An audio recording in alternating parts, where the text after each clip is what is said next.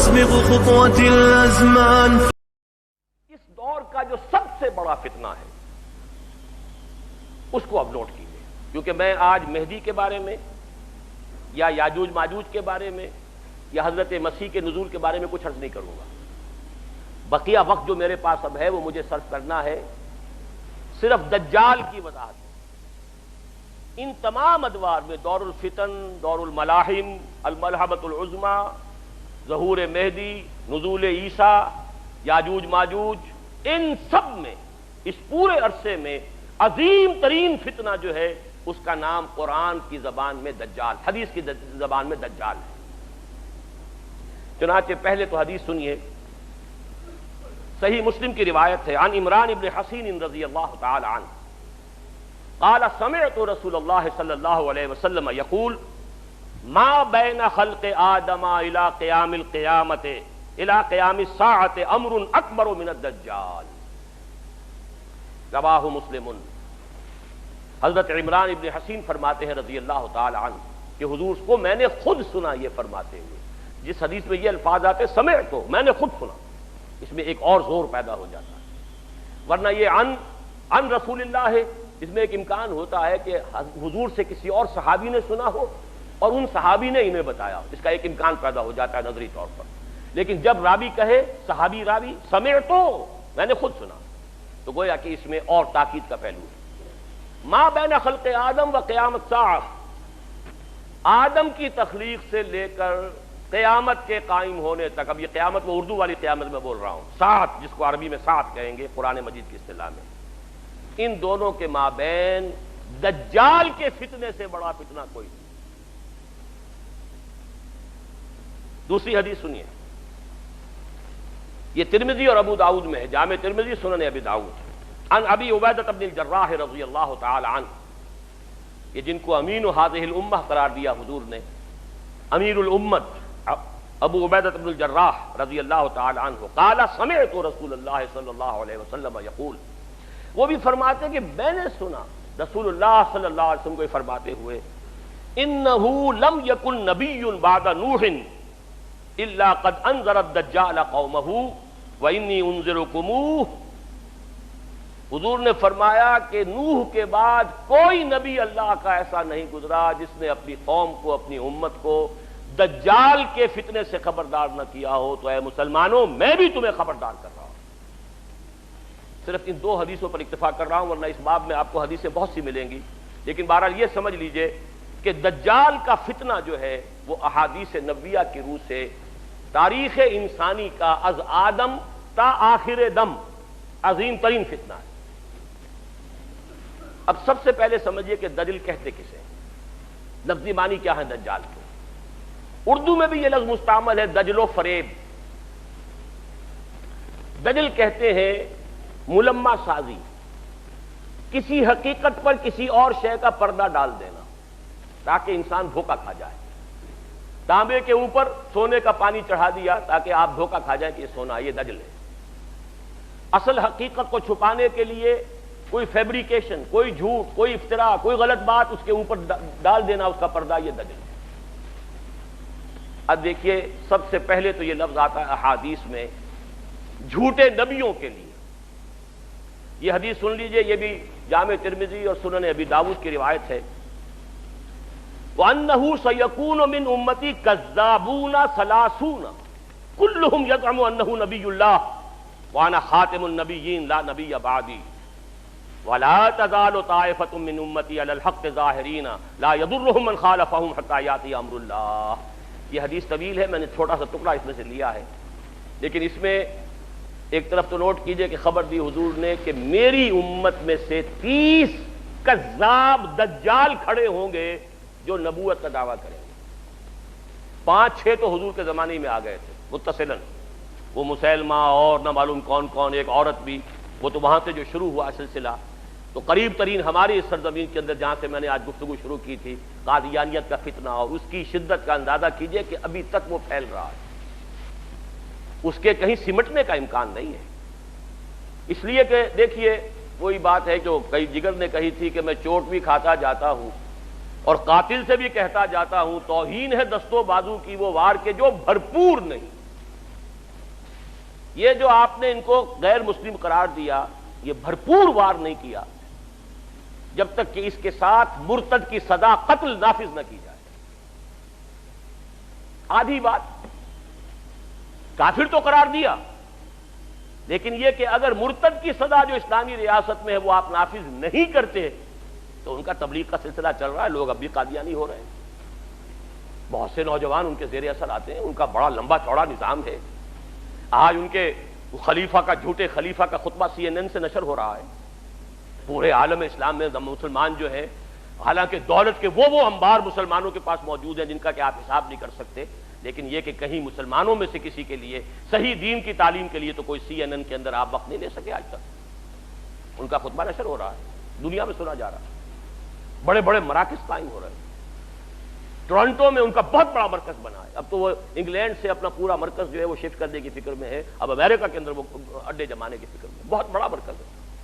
یہ سارا سلسلہ چل رہا ہے، یہ کذابون دجالون، یہ جھوٹے نبیوں کے لیے، نبوت کے جھوٹے دعوے داروں کے لیے حدیث میں یہ لفظ آیا ہے، وَأَنَّهُ سَيَكُونُ مِنْ أُمَّتِي ثَلَاثُونَ كَذَّابُونَ كُلُّهُمْ يَزْعُمُ أَنَّهُ نَبِيُّ اللَّهِ۔ 30 ایسے پیدا ہوں گے شخص جھوٹے، کذاب، دجال، جن میں سے ہر شخص کا یہ گمان ہوگا کہ میں اللہ کا نبی ہوں، وَأَنَا خَاتِمُ النَّبِيِّينَ لَا نَبِيَّ بَعْدِي، جبکہ حقیقت یہ ہے کہ میں خاتم الانبیاء ہوں اور میرے بعد کوئی نبی نہیں۔ لیکن اس حدیث کا ایک ٹکڑا جو ہے وہ میں خاص طور پر، اگرچہ میرے مضمون سے متعلق تو صرف یہی حصہ تھا، لیکن یہ حصہ بہت ضروری ہے، شاید کہ آپ کے دل میں کوئی آرزو پیدا ہو جائے، امنگ پیدا ہو جائے۔ حضور نے جہاں یہ خبر دی ہے، ساتھ ہی یہ بھی خبر دی ہے، وَلَا تَزَالُ طَائِفَةٌ مِّنْ أُمَّتِي عَلَى الْحَقِّ ظَاهِرِينَ، لیکن میری امت میں ایک گروہ ہمیشہ حق پر غالب رہے گا، حق پر قائم رہے گا، لا يضرهم من خالفهم، انہیں کوئی نقصان نہیں پہنچا سکے گا جو شخص بھی چاہے ان کی مخالفت کرے، حتی یاتی امر اللہ، یہاں تک کہ اللہ کا امر، اللہ کا فیصلہ آ جائے۔ یہ بہت بڑی خوشخبری ہے، یہ امت کبھی بھی گمراہی پر جمع نہیں ہوگی، ایسا کبھی نہیں ہوگا جیسے کہ عیسائیت جو ہے تثلیث پر جمع ہو گئی، حالانکہ بہت طویل عرصے تک ایسے بھی موجود رہے حضرت عیسیٰ علیہ السلام کے ماننے والے جو خالص موحد تھے، تثلیث کے قائل نہیں تھے، لیکن یہ کہ یہ امت جس طریقے سے اب جمع ہو چکے، اب کوئی عیسائیت کی ڈینومینیشن ہو، کوئی چرچ ہو، وہ پروٹیسٹنٹس ہوں، وہ کوئی گریک چرچ ہو، کوئی آرتھوڈاکس چرچ ہو، پروٹیسٹنٹس ہوں، کیتھولکس ہوں، کوئی ہو، سب کے سب تثلیث کے اوپر سب کے سب متفق، توحید ان کے ہاں سے جا چکی۔ حضور نے جو خبر دی ہے خوشخبری، میری امت کا معاملہ یہ نہیں ہو سکتا، کیوں نہیں ہو سکتا؟ عقلاً آخری امت ہے، ظاہر بات ہے کہ حضرت مسیح کی امت بگڑ گئی تو حق کو بیان کرنے کے لیے محمد رسول اللہ آ گئے صلی اللہ علیہ وسلم۔ اب اگر یہاں یہ حق گم ہو جائے کلیتاً تو کوئی اور نبی تو آنے والا نہیں، لہذا حضور کو بھی پروٹیکشن دی گئی، حضور کے دین کو بھی پروٹیکشن دی گئی، اور اس پروٹیکشن ہی کا ایک پہلو یہ ہے کہ میری امت میں ایک گروہ ہمیشہ حق پر قائم رہے گا۔ اللہم ربنا اجعلنا منہم، اللہ تعالی ہمیں توفیق دے کہ ہم ان میں سے ہوں، یہ آرزو تو کم سے کم دل کے اندر پیدا کیجئے، یہ امنگ تو پیدا ہو جائے۔ اگرچہ مجھے معلوم ہے کہ ماحول وہ ہے جس کے بارے میں اقبال نے کہا ہے کہ آرزو اول تو پیدا ہو نہیں سکتی کہیں، اور ہو جائے تو مر جاتی ہے یا رہتی ہے خام۔ ماحول غذا نہیں دیتا، آکسیجن ہی نہیں ہے، 2 پتیاں تو نکلی تھی بیج میں سے لیکن مرجھا گئیں، اس لیے کہ غذا نہیں فضا میں۔ امنگ اٹھتی ہے، جذبہ ابھرتا ہے، اس کی آبیاری کا سامان نہیں ہے، خارجی نہیں ہے، سارا داخلی سامان کرنا پڑے گا، اپنے اندر کا تیل جلانا ہوگا، باہر کا تیل نہیں ملے گا۔ اقبال نے یہی بات کہی ایک شعر کے اندر، کر اپنی رات کو داغے جگر سے نورانی، کر اپنی رات کو داغے جگر سے نورانی، اپنے اندر تیل جلاؤ، اپنے جگر کا تیل جلاؤ، اس سے روشنی حاصل کرو گے، ماحول سے تمہیں روشنی نہیں ملے گی۔ اپنی اس عارضی کو پروان چڑھاؤ، لیکن اپنے اندرونی جذبے کے ساتھ، استقامت کے ساتھ۔ بہرحال اس حدیث کا یہ ٹکڑا میں نے صرف اس لیے سنایا کہ یہ ایک ہمارے لیے ایک امنگ پیدا کرنے والی شے ہے کہ اللہ تعالی ہمیں توفیق دے کہ ہم ان لوگوں میں سے۔ تو پہلا لفظ جو دجال آیا ہے وہ تو میں نے آپ سے عرض کیا کہ دجال جھوٹا نبی، جس کے بارے میں حضور کی خبر ہے کہ 30 پیدا ہوں۔ دوسرا ایک عمومی فتنہ ہے دجال، فتنۃ الدجال، عمومی فتنہ۔ وہ کیا ہے؟ اصل میں یہ تہذیب کہ جس میں میں اور آپ واقعہ یہ ہے کہ ہم اس وقت غرق ہیں. کسی کے سر کے اوپر تک پانی جا چکا ہے، وہ جا چکا، کوئی گردن تک اس کے اندر ہے، کوئی پیٹ تک ہے، کوئی گھٹنوں تک ہے، لیکن ہم میں سے کوئی اس تہذیب سے بچا ہوا نہیں. یہ عالمی تہذیب ہے، دجالی تہذیب،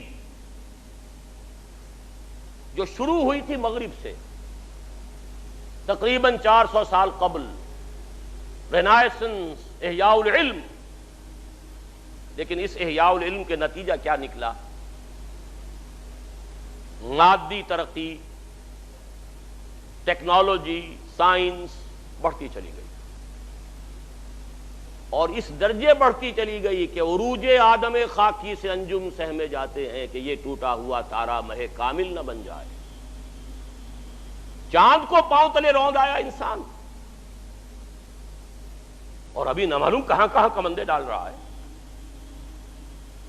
لیکن دوسری طرف آسمانی وحی والی ہدایت سے اپنی آنکھ بند کر لی. نوٹ کر لیجئے اس بات کو اچھی طرح. سورہ بقرہ کا 4تھا رکوع جو ہے قرآن مجید کے فلسفے میں نہایت اہمیت کا حامل. اللہ نے انسان کو بنایا زمین کی خلافت کے لیے. وَإِذْ قَالَ رَبُّكَ لِلْمَلَائِكَةِ إِنِّي جَاعِلٌ فِي الْأَرْضِ خَلِيفَةً. خلافت عرضی کے لیے آدم کی تخلیق ہوئی. 2 چیزیں دی گئیں آدم کو، ایک کا ذکر اس رکوع کے شروع میں ہے، ایک کا آخر میں. شروع میں علم الاسماء دیا گیا، علم آدم الاسماء كلها ثم عرضهم على الملائكة فقال انبئوني باسماء هؤلاء ان كنتم صادقين. ایک علم تو آدم کو دے دیا گیا، علمہ دے دیا گیا، فعل ماضی ہے، ماضی مطلق ہے، دے دیا گیا. ایک علم کے بارے میں فرمایا وہ آتا رہے گا تمہارے پاس وقتاً فوقتاً. فَإِمَّا يَأْتِيَنَّكُم مِّنِّي هُدًى فَمَن تَبِعَ هُدَايَ فَلَا خَوْفٌ عَلَيْهِمْ وَلَا هُمْ يَحْزَنُونَ. سورہ بقرہ کے 4تھے رکوع کے آخری میں ہے نا. یہ علم تو دے دیا تمہیں. ایک علم ہے علم ہدایت، وہ وقفاً وقفے سے وقتاً فوقتاً آتا رہے. فَإِمَّا يَأْتِيَنَّكُم مِّنِّي هُدًى فَمَن تَبِعَ هُدَايَ، تو جو میری اس ہدایت کی پیروی کرے گا فَلَا خَوْفٌ عَلَيْهِمْ وَلَا هُمْ يَحْزَنُونَ وَالَّذِينَ كَفَرُوا وَكَذَّبُوا بِآيَاتِنَا أُولَٰئِكَ أَصْحَابُ النَّارِ هُمْ فِيهَا خَالِدُونَ. 2 چیزیں دی تھی نا. علم اسماء جو آدم کو دے دیا گیا وہی ہے جو آدم کی نسل کے اندر ایک تناور درخت بن کر یہ فزیکل سائنسز اور ٹیکنالوجی کی شکل اختیار کر چکا. اس کو اچھی طرح سمجھ لیجئے بات کو. آم کی گٹھلی میں پورا آم ہوتا ہے کہ نہیں؟ آم کا درخت کہاں سے وجود میں آتا ہے؟ گٹھلی سے. باہر سے تو صرف پانی گیا تھا گٹھلی کے اندر. 2 پتیاں کہاں سے نکلی؟ اس کی ابتدائی غذا بھی اس گٹھلی کے اندر موجود ہے. بعد میں پانی جو ہے وہ مختلف منرلز لے کر اندر جاتا رہا، اوپر سے جو ہے آکسیجن ملتی رہی. آم کا درخت پورا کا پورا گٹھلی میں تھا، لیکن آم کی گٹھلی کو آم کا درخت بننے میں کتنے سال لگتے ہیں؟ چلیے 10 سال لگے. آدم کو پورا علم دے دیا گیا، اس کی ایکسفولیشن، اس کا ظہور، اس کا بروز یہ ہوا ہے ان 10,000 سالوں کے اندر. وہ درخت اب تناور درخت بن گیا ہے. اصلها ثابت وفرعها فی السماء. اس کی شاخیں آسمان سے باتیں کر رہی ہیں. عروج آدم خاکی سے انجم سہمے جاتے ہیں کہ یہ ٹوٹا ہوا تارا مہ کامل نہ بن جائے. تسخیر کائنات جو انسان کر رہا ہے وہ خلیفہ کی حیثیت سے کر رہا ہے. اسی لیے فرمایا گیا اللہ تعالیٰ نے تمہارے لیے پوری زمین کو جو ہے اور جو کچھ اس کے اندر ہے، نہ صرف زمین بلکہ آسمان، ان سب کو اللہ تعالیٰ نے مسخر کر دیا انسان کے لیے. قرآن مجید میں 2 جگہ یہ مضمون آیا ہے. بہرحال ایک طرف یہ علم جو پھیلتا چلا گیا اور ابھی اور آگے جا رہا ہے اور آگے جائے گا. ابھی جینیٹک انجینئرنگ کا فن جو ہے اس وقت سب سے زیادہ یا تو کمپیوٹرز کے اوپر توجہ ہے اور یا جینیٹکس پر ہے. اور جینیٹک انجینئرنگ کے طریقے سے ایسی جس قسم کے آپ چاہیں گے مخلوق پیدا کرنے کے قابل ہو جائیں گے، جو صفات آپ چاہتے ہیں پیدا کر لیں. ایسے انسان پیدا کیے جا سکیں گے جن میں سرے سے رحم اور سرے سے رقت کا مادہ ہی نہ ہو. ہیومن روبوٹس جن کو جہاں سے جو حکم ملے گا، جس کو کہا گیا قرآن مجید میں علیہا ملائکۃ غلاظ شداد لا یعصون اللہ ما امرہم ویفعلون ما یؤمرون، ایسے غلاظ اور شداد لوگ پیدا کر دیے جائیں گے کہ جن کے دلوں میں کوئی رحم نام کی کوئی کسی شے کا شائبہ نہیں. They can create. اب تو جینز کے ساتھ کھیلنے کا دور آ گیا. دیکھیے اب نوٹ کیجئے، یہ علم اگر بڑھتا چلا جاتا جیسا کہ بڑھتا چلا گیا، لیکن ساتھ ہی یہ علم جو آتا رہا اس کی پیروی جاری رہتی تو کوئی خرابی نہیں تھی. اللہ کا بندہ انسان رہتا، اللہ کے احکام پر کاربند رہتا، ان تمام علمی اکتشافات اور سائنسی ایجادات کو خیر کے لیے استعمال کرتا، بھلائی کے لیے استعمال کرتا. اگر تو یہ دونوں آنکھیں کھلی رہتی تو کوئی خرابی نہیں تھی. آج سے 400 سال پہلے انسان نے ایک آنکھ بند کر دی. مذہب سے کوئی سروکار نہیں، کوئی تعلق نہیں. ایک آنکھ بند، دوسری آنکھ چوپٹ. یہی یک چشمی تہذیب ہے، یہی دجالی تہذیب ہے، جو کانی تہذیب ہے جس کی ایک آنکھ ہے دو نہیں. یہ دجالی تہذیب جس نے کائنات ہی کو اصل شے قرار دیا ہے. خالق کو چھوڑو، جی ہوگا کوئی پیدا کرنے والا ہے یا نہیں ہے، چھوڑو، دفع کرو. یہ دنیا تو ہے نا، اسے مسخر کرو. Concentrate your attention, focus your attention on this world. بھول جاؤ کوئی ہے یا نہیں ہے، کیا ہوگا کسی نے پیدا وہ جانے، ہے یا نہیں ہے اس بحث میں مت الجھو. روح کوئی ہے یا نہیں ہے، کوئی حقیقت ہے یا نہیں ہے، کیا پتا ہے کہ نہیں ہے، چھوڑو، دفع کرو. کس نے دیکھی؟ جسم تو ہے نا، جسم کی فکر کرو، جسم کو بناؤ، تیار کرو، کھلاؤ پلاؤ، اس کے تقاضے، اس کے لیے سارے ایک سے ایک وائٹامنز جو ہیں ایجاد کرتے چلے جاؤ اور تلاش کرتے چلے جاؤ، وہ سب کچھ کرو. روح کوئی شے ہے یا نہیں ہے، ہوگی، اگر ہے بھی تو ہماری بحث کی دلچسپی کی چیز نہیں. آخرت ہوگی بھائی، پتہ نہیں ہے کہ نہیں ہے، کس نے آ کے بتایا. یہ دنیا تو ہے نا، اسے بناؤ، ویلفیئر سٹیٹ قائم کرو، دنیا کے اندر بہتر نظام قائم کرو. کہاں آخرت کے چکر میں پھنس گئے. یہ تین چیزیں بمقابلہ تین چیزوں کے، یہ میرا کتاب چاہے 67 کا لکھا ہوا اسلام کی نشرت ثانیہ کرنے کا اصل کام، اس کا تھیم یہی ہے کہ موجودہ تہذیب کو اینالائز کریں گے تو کیا ہے، خالق کائنات کی بجائے کائنات پر توجہ کرو، روح کی بجائے مادے پر توجہ کرو. حیات اخروی سے چھوڑو، ہوگی نہیں ہے، کیا ہے، دنیا کی. یہ جو شفٹ آف ایمفیسس ہوا ہے، ہماری توجہ ادھر سے ہٹ کر ادھر، اب دنیا ہی مطلوب و مقصود، اسی کی رہنائیاں، اسی کی زیبائش، اسی کی سہولتیں، اسی کی بہبود، یہ ہے کہ جو ہمارا مطمع نظر ہے. اس کا نام ہے دجالی تہذیب، اور اسی لیے آتا ہے احادیث میں، اس لیے تمہیں اللہ نے سورہ کہف عطا کی، خاص طور پر اس کی ابتدائی اور آخری آیات. جو شخص، خاص طور پہ جمعے کا ذکر بھی آتا ہے، جو ہر جمعے کو سورہ کہف کی تلاوت کرے گا، اس کی ابتدائی آخری آیات کی تلاوت کرے گا، بناؤ اسے، اپنے ذہن اور فکر کا حصہ بناؤ اسے، تو پھر اس دجالی فتنے کے اثرات سے محفوظ رہ سکتے ہیں. وہ دجالی فتنہ کیا ہے؟ سورہ کہف کی 4 آیات کا حوالہ دے رہا ہوں. اِنَّا جَعَلْنَا مَا عَلَى الْأَرْضِ زِينَةً لَهَا لِنَبْلُوَهُمْ أَيُّهُمْ أَحْسَنُ عَمَلًا. ہم نے زمین پر جو کچھ ہے اسے اس کا سنگھار بنا دیا ہے، زیبائش، آرائش، آنکھیں چکا چوند ہو جاتی ہیں، نظر کو خیرہ کرتی ہے چمک تہذیب حاضر کی. یہ صناعی مگر جھوٹے نگوں کی ریزہ کاری ہے، لیکن آدمی جو ہے اسی کا دل دادا. لِنَبْلُوَهُمْ أَيُّهُمْ أَحْسَنُ عَمَلًا، دیکھنا چاہتے ہیں اسی عروس ہزار داماد کے زلف کے گراگیر بن کر رہ جاتے ہو یا ہم سے محبت کرتے ہو. رخ روشن کے آگے شمع رکھ کر وہ یہ کہتے ہیں ادھر جاتا ہے دیکھیں یا ادھر پروانہ آتا ہے. یہی امتحان ہے، ہمیں چاہتے ہو یا دنیا کو چاہتے ہو. اِنَّا جَعَلْنَا مَا عَلَى الْأَرْضِ زِينَةً لَهَا لِنَبْلُوَهُمْ أَيُّهُمْ أَحْسَنُ عَمَلًا. ایک جگہ سورہ کہف میں حضور کو روکا گیا، حضور ان غرباء اور فقراء صحابہ سے اپنی نگاہیں ادھر ہٹا کر امیروں کی طرف توجہ زیادہ نہ کیجیے.